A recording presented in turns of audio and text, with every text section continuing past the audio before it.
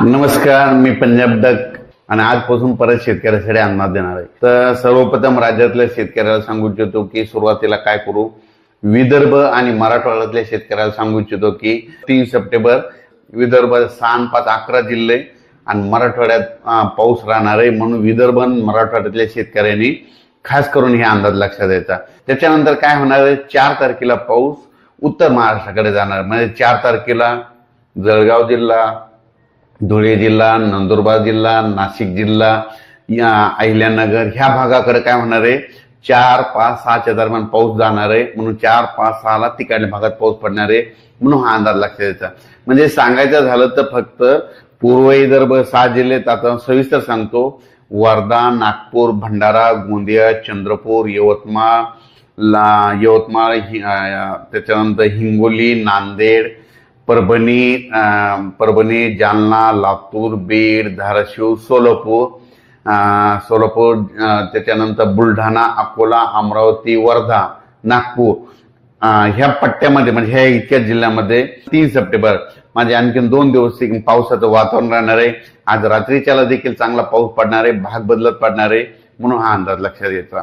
तर मग त्याच्यानंतर मग इकडे कशी पाऊस कधी उघडणार आहे, तर शेतकऱ्याला सांगू इच्छितो की 4 तारखेला विदर्भ मराठवाड्यातला पावसाचा जोर कमी होणार आहे, मग ठिकठिकाणी सूर्यदर्शन होणार आहे, म्हणून हा अंदाज लक्षात द्यायचा।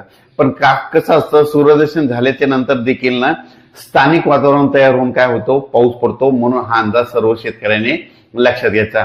4 तारखेपासून तुम्ही काय करता, मग मराठवाडा आणि विदर्भातल्या शेतकऱ्यांनी 4 तारखेपासून ते 10 तारखेपर्यंत 11 तारखेपर्यंत तुम्ही शेतीचे कामे करून घ्या, फवारण्या करून घ्या, मुग काढायचे तर मुग काढून घ्या, उडीद काढायला तर उडीद करून घ्या, ऊसाला खत टाकायचे टाकून घ्या, कारण की त्याच्यानंतर काय होणार आहे, परत राज्यात 11 तारखेच्या नंतर परत पावसाला सुरुवात होणार, ती त्याच्यानंतर देऊ।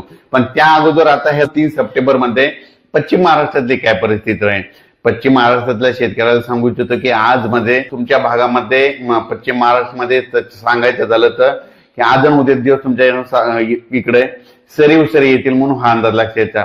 तुमच्या इकडे मात्र 4 तारखेपासून चांगलं सूर्यदर्शन होणार आहे, 4 तारखेपासून तर 12 तारखेपर्यंत तुम्हाला हवामान कोरडं राहणार आहे, म्हणून पश्चिम महाराष्ट्र, सातारा, सांगली, सोलापूर, कोल्हापूर, पुणे, अहिल्यानगर या जिल्ह्यातल्या शेतकऱ्यांनी हा अंदाज लक्षात घ्यायचा।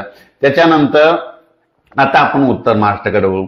उत्तर महाराष्ट्रामध्ये जळगाव जिल्हा झालं, नंदुरबार जिल्हा झालं, धुळे जिल्हा झालं, नाशिक जिल्हा झालं, अहिल्यानगर आणि इगतपुरी ह्या पट्ट्यामध्ये तुम्हाला शेतकऱ्याला सांगू इच्छितो की तुमच्या इकडं 4 तारीख 5 आणि 6च्या दरम्यान उत्तर महाराष्ट्राकडे जोरदार पाऊस पडणार आहे, म्हणून हा अंदाज लक्षात घ्यायचा।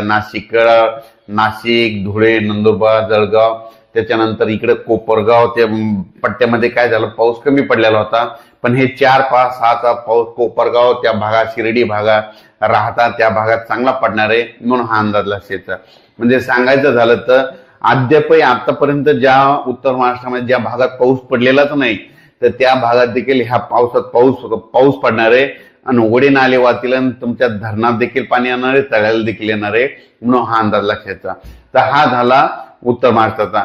मुंबईकडे देखील एवढं काही मुंबईला जास्त पाऊस पडणार नाही, पालघर पासून म्हणजे इकडं गुजरातकडे म्हणजे सुरतकडे तिकडेच जास्त पाऊस पडणार आहे, मुंबईला जास्त काही पाऊस येणार नाही, फक्त सरी येते। मात्र 4 5 6च्या दरम्यान म्हणजे 5 आणि 6 तारखेला मात्र मुंबईला देखील पाऊस थोडा जास्त पडणार आहे, म्हणून मुंबईच्या जनतेने अंदाज लक्षात घ्यायचा। 6 तारखेला मुंबईकडे थोडा जास्त पाऊस पडणार आहे, म्हणजे 5 आणि 6च्या दरम्यान हे शेतकऱ्यांनी अंदाज लक्षात घ्यायचा।